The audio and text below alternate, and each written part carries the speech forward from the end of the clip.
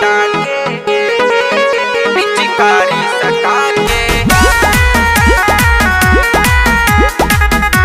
जीजा जी पिचकारी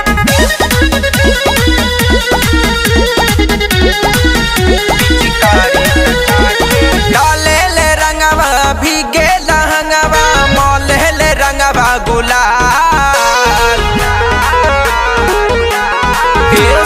डाले ले रंगवा भीगे लहंगवा मोले ले रंगवा गुलाल जीजा जी पिचकारी सटा के जीजा जी पिचकारी सटा के मोहल्ले ले दहिया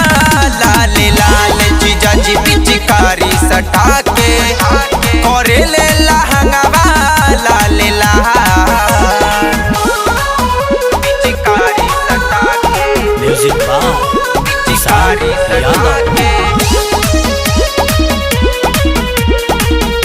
जीजा जी पिचकारी सटा हमरा जीजा के सखी हो महलल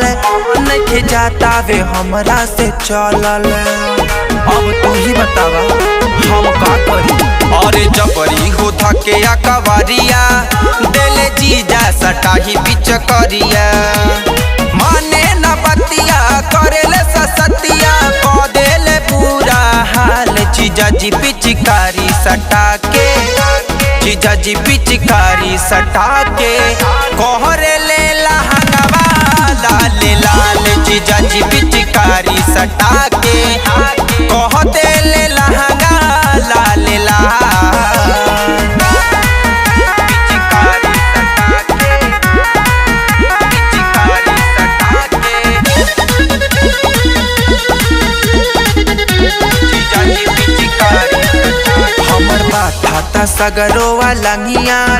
रंग डाले ले चढ़ाई के भंगिया हर जीजा जी तो नाच दिले हो जीजा साबिर के नीक नाही चलिया मले जख्मी सजन दुनो गलिया तन पिचकारी उठा के सारी रंगे ले हमर खाल जीजा जी पिचकारी सटा के जीजा जी पिचकारी सटा के कह देले लहंगवा लाल लाल जीजा जी पिचकारी सटा के